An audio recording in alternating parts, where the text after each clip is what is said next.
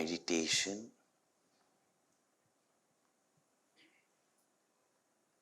and to have a meditative mind is required to gain this knowledge. And when with a meditative mind we listen, we process, we understand, knowledge instantly reveals to us the ever-present truth. Because that is the truth. All this is also the truth.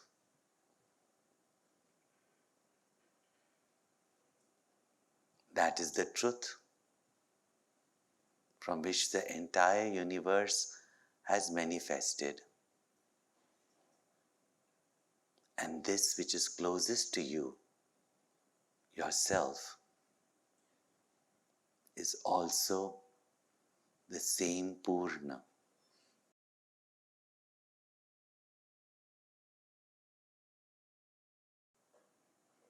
And therefore, when we chant the Shanti part,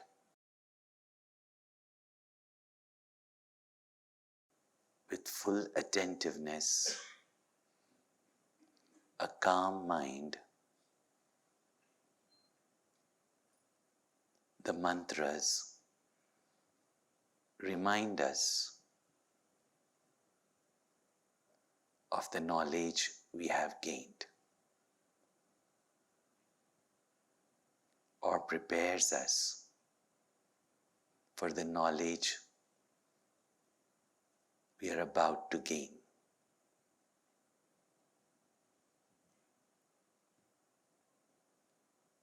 Let us chant with a full understanding and devotion.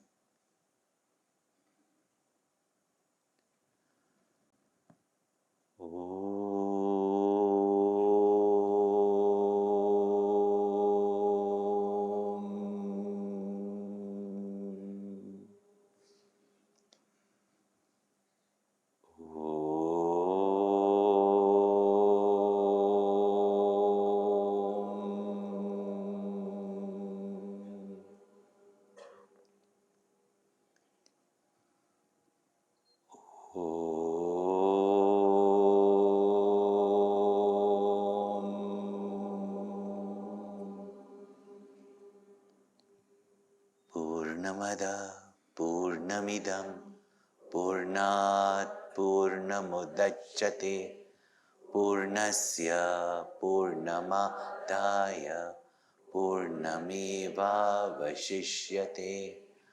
Om Shanti Shanti Shanti.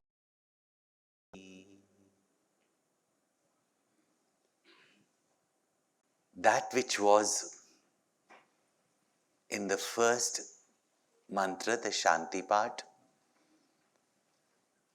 that which was pointed out as Purna, infinite,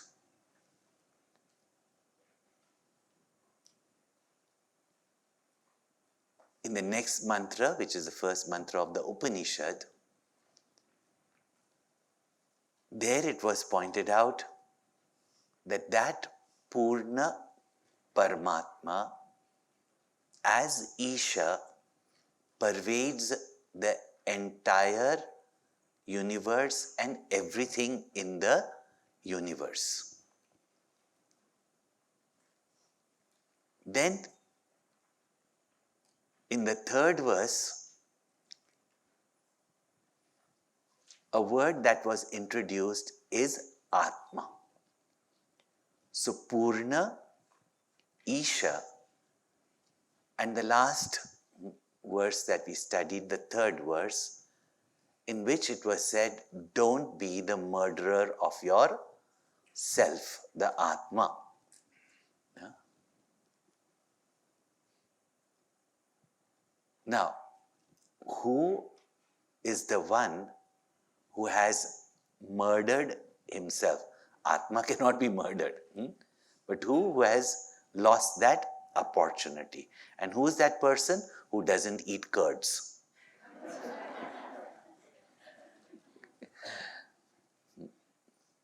Not that. One who has not recognized one's self, Atma, as eternal, as infinite,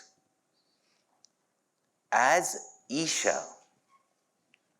Such a person who then goes after life as a finite individual being, and even having lost this opportunity of a life of intelligence as a human being, even goes into different bodies which are devoid of intelligence, such as even plants, animals, etc., or even the heavenly bodies where there are such pleasures,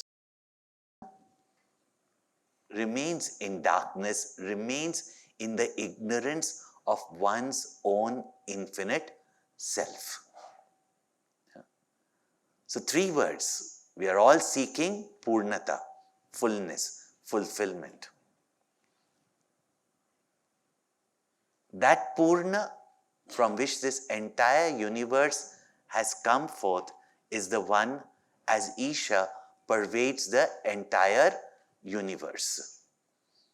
And therefore the infinite nature of Isha was explained. And those who do not know their self in this life, they have indeed, as we explained yesterday, killing is not just a physical killing. When you insult an elder, and to imagine the Atma, the self which is eternal, which is infinite, aren't you really, nowadays everybody talks about abuse. You are abusing yourself, calling yourself to be a finite, limited beggar of love, beggar of happiness, dependent on things in the world. Have you not killed yourself? And having got the opportunity in this life to discover your infinite nature and free yourself from birth, death, limitation, having lost that opportunity, then what or who is this Atma? What do the scriptures talk as Atma? How is this Atma one with Isha? And how this Atma can be Purna? That is being indicated now in the following verses. And at this moment, we see the world of plurality. We see our bodies. We see different bodies, different colors, shapes, nationality, caste, creed. Caste, creed means profession, etc. We see the world of differences, plurality. One is that. The other thing is, as intelligent beings, we see that there is a creation, there has to be a creator, and I am the creature in this creation. Third, I am the experiencer, the world is experienced, and I have an experience. So we see this whole world as distinct, different, as the world of plurality, and therefore we live in this duality of this world. Therefore, God, world, me. And Vedanta is pointing out the truth that even if God has to be infinite, the world and you can't be separate from that. And since you are not separate from the infinite, you are also the infinite. Atma is Brahma. And this has to be recognized. And if we don't recognize that and live like one creature in this universe, how vast is this universe? With this multiple, we saw, yesterday, galaxies, etc., etc., etc., And you consider yourself to be this one individual. And you want the whole universe, including God, to revolve around your whims and fancies. Gurudev would laugh and say, yeah, in this whole universe, you are not even a pimple on a dimple of the left cheek of an ant. Yeah. And you give yourself that importance. Yeah. And even wanting more and more, richer and richer, bigger and bigger, more famous, etc. What have you achieved? It is still one insignificant portion of the universe. Even no one has conquered the entire earth, not even Alexander or Napoleon. They just claim he's a conqueror of the world. Even the world they have not conquered, not one single person has conquered. That is only earth. And yet, we gloat with this ego. But you're far bigger than any biggest ego. You are infinite. That is the theme that is being pointed out. And so that you don't be the one who has not eaten curds, means not known the truth. Now, in this verse, and these are contemplative verses that reveal to us the nature of Isha as Atma, the self. Anijadekam manaso javiyah. Anijadekam manaso javiyah. Naina deva apnuvan purvamarshad. Naina deva apnuvan purvamarshad. Tadhavato nanyate tishtat.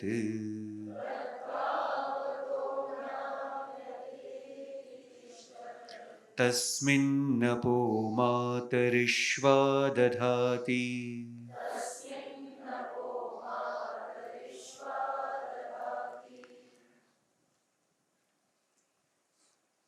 To study the Upanishads, you have to understand the very style of the Upanishads and why the Upanishads speak in this style.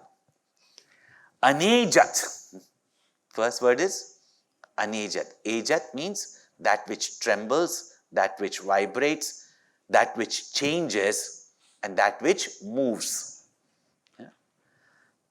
Anejat means that which is unmoving, unchanging, untrembling, shaking.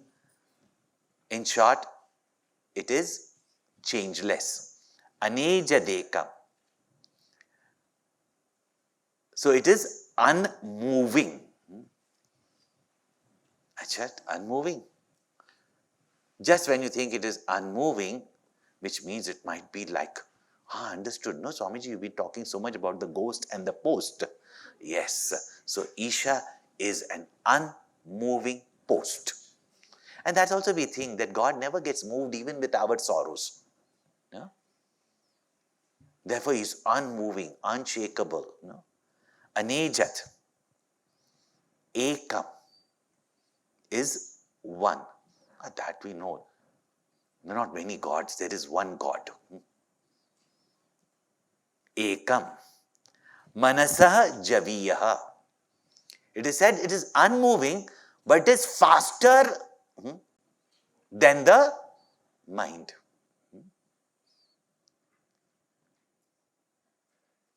It is faster than the mind. Now, Einstein, when he spoke about relativity, time, space, quantum, and got the Nobel Prize, he said the fastest moving thing in the universe is light, and nothing can go faster than light. How terribly wrong was he? It takes 8 minutes for the sun light to reach you, but for you to now go to the sun or think about the sun, how long does it take? Not even a fraction of a second, not 8 minutes. The closest star is 4 light years, which means almost billion or billions kilometers away. It takes 4 light years to reach the earth. So what you are seeing of that star, and if you were able to probably get some form of CCTV out there and see what is happening, you would be seeing the past, not the present. But to see even the most distant galaxy, while sitting here itself, if you have to take a flight back to Australia,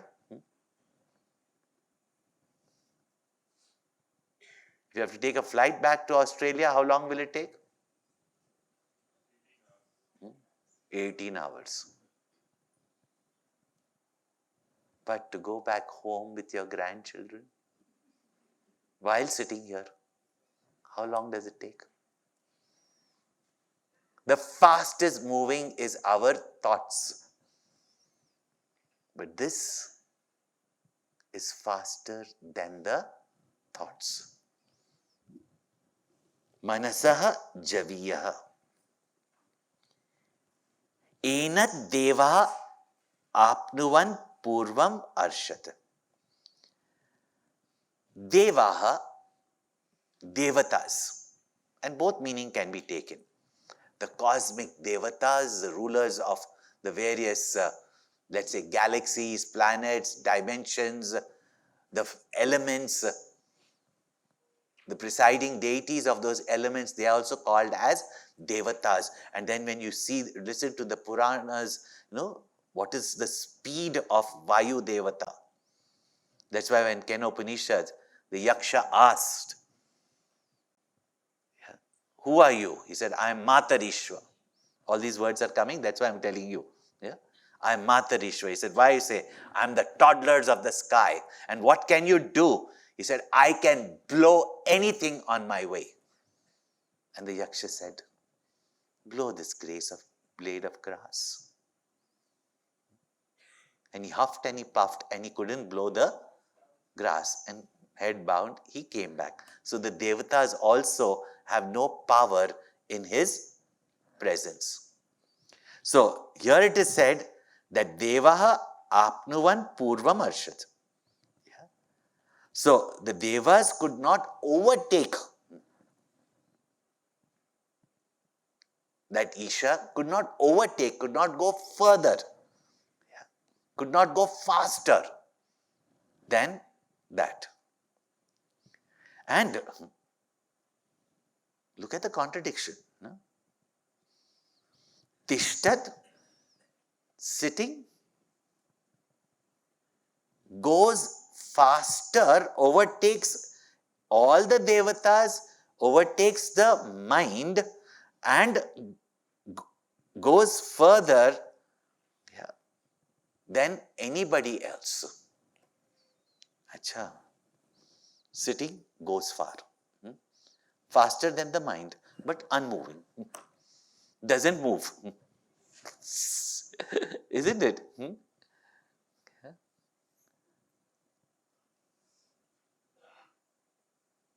Tat dhavata anyat atyeti tishtat. So goes faster than those who run after it. And tasmin apa matarishva dadati. And it is in that Matarishva, the toddler of the skies, air, supports water.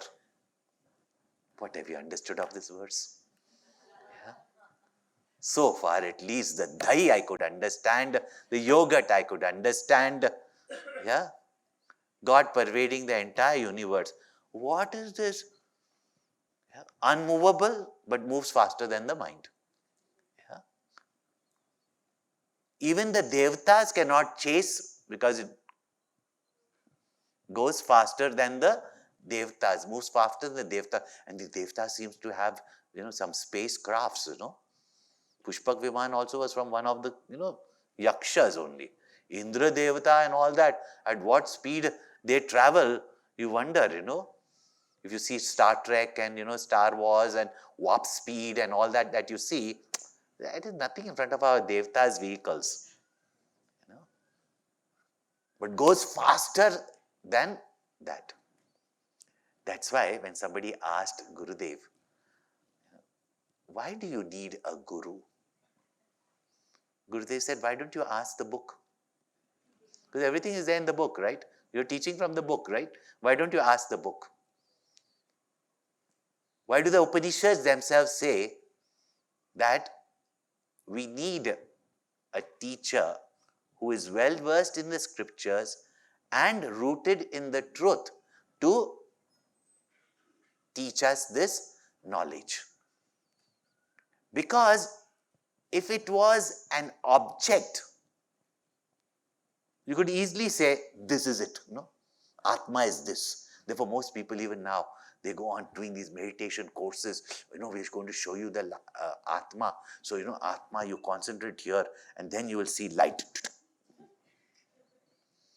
And you see, earlier Indian movies also, you would see that when a person dies, the Atma leaves. Nowadays, TV series, ghosts are Atma. Yeah, all this is called as Atma. So what is the Atma? Atma is a light here or here. Jyoti. And in the, movies also, you would find that, when a person dies, suddenly, there's light. And the editing was so bad that you could see the wax and candle also with it. And you would have suddenly this Atma, while everybody is sitting and crying, and this Atma comes out as a Jyoti, as a flame. And then does pradakshina, goes round and zwing, flies off, These are all images given to us for our upasana. However, that subjective reality which never becomes an object,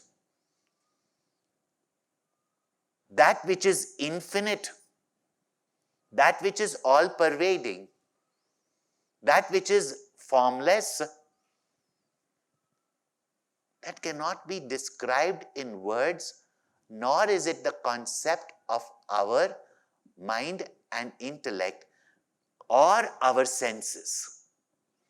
Our senses can see only name, form, qualities. So it can only see the world of plurality. It can see only the world of limitation. Therefore, these words which are there, Devata, Dyotanat iti Devaha.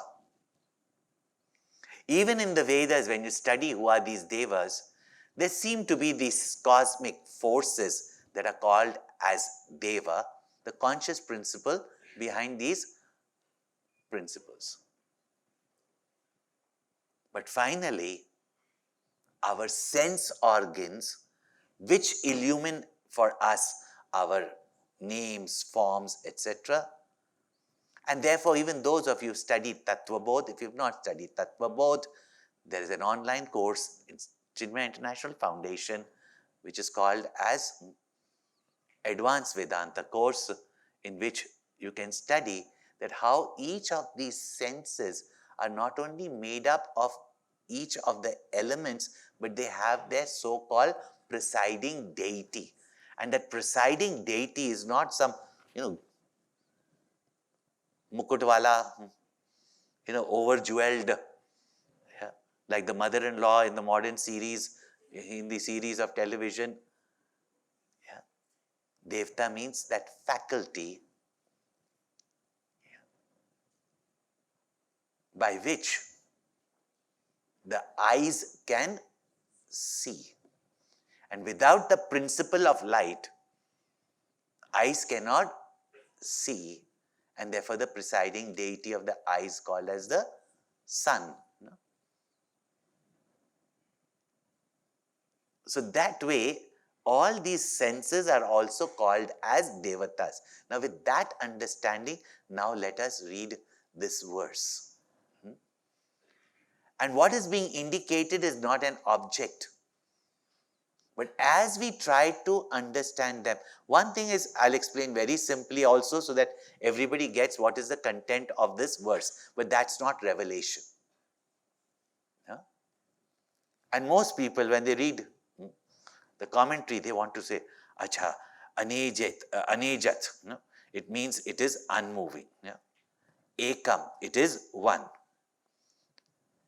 Faster than the mind. So the simple way of understanding is that by saying it is unmoving, it is saying that it is all-pervading. Yeah? Movement is possible in space, but space does not move. Relatively, space does not move because space is everywhere. You can move only from where you are not. I can move this coaster from here to there, from where it is not, yeah, or from where it is to where it is not. But where do you move space? Tell me.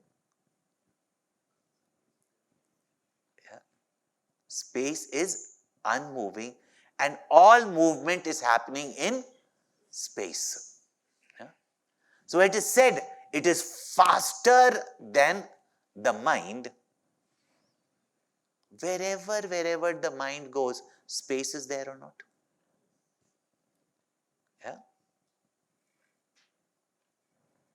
And unmoving, it goes faster. It looks like wherever the senses go, wherever the mind go, their space is there or not?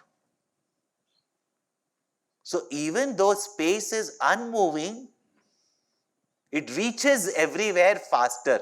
Meaning is that it is all-pervading. Now, why don't you just straight say it is all-pervading? Why it doesn't move and then it moves faster than the mind and it reaches there even before the sense organs? Why don't you say all-pervading? Because do you know that we do not understand what is all-pervading? No?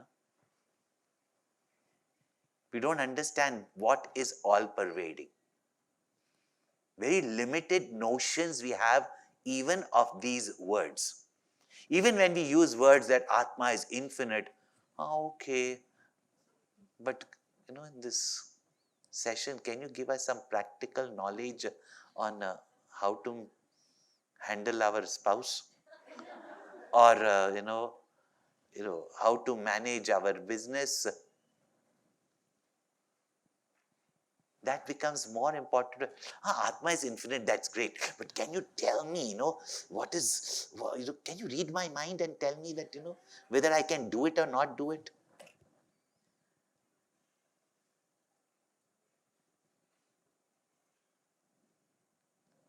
By saying it is faster, it is ekam, it is one, just as space is one, because it is all pervading. I'm just giving example of space because we can understand, right? It is one, and wherever the mind goes, it reaches before it, which means it is all pervading. It is there wherever your mind goes, wherever your senses go, it is already there. And therefore, however fast the devatas may go, however far the devatas may go, today your senses with added equipments like telescopes, etc., can see even further. But as far as we've been able to see, space is already there, no?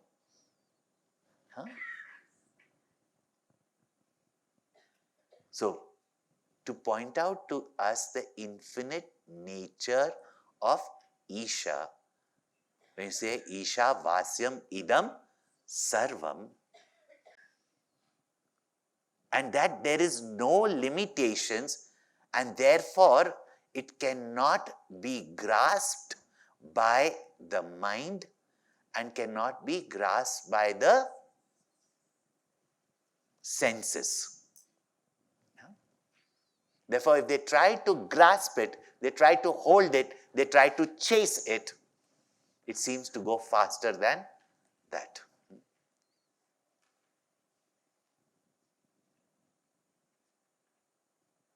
And therefore, don't feel frustrated. I was sitting in class, I understood nothing. I didn't see anything, no divine light. So Swamiji took meditation, I didn't see anything. Because you went to sleep.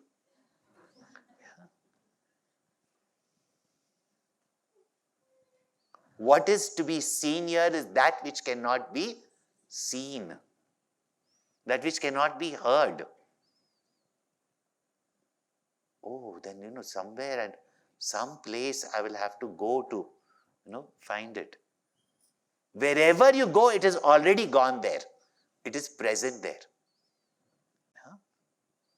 Now, when you start contemplating on these verses, it is not just pointing out to us the all-pervading space. By denying movement in it, denying change in it,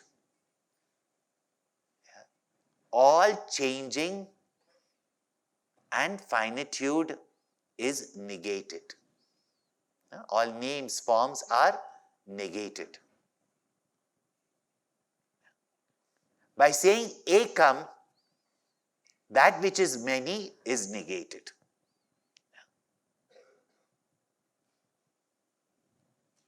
Now, how do we contemplate on these verses to discover it? No? To see any movement, you have to be beyond the movement. Because if you are sitting in the car, you don't see the car as moving. No? Therefore, when you're sitting in an aircraft, then you'll understand this statement. No? Sitting from Australia, you reach India. When the vehicle is moving and there is no unmoving vantage point, you cannot even experience movement. To experience movement, the seer of the movement must be unmoving. So besides saying that it is all-pervading, what is indicating is that seer, that consciousness, that witness who is seeing all the change, seeing all the movement, but is changeless. From all-pervading, and now you understand time-space quantum comes from where? Upanishads. That which is unconditioned by space, which means that which is everywhere and no place, no object where it is not, that reality, that truth, which is unmoving, unchanging, is the seer of the change. And the seer is of the nature of consciousness. Then why don't you just say, like it is said in other Upanishads, Satchidananda is Brahman. Yeah? By just saying, Satchidanandoham, Satchidanandoham, you can sing a bhajan. Soham, Soham, Soham. But do you realize it? Yeah? Saying a word and knowing are different things. Om Purnamada Purnamidam Purnat Purnamudachyate Purnasya Purnamadhaya Purnameva Vashishyate. Om Shanti Shanti Shanti. Hari Om. Shri Gurubhyo Namaha. Hari Om.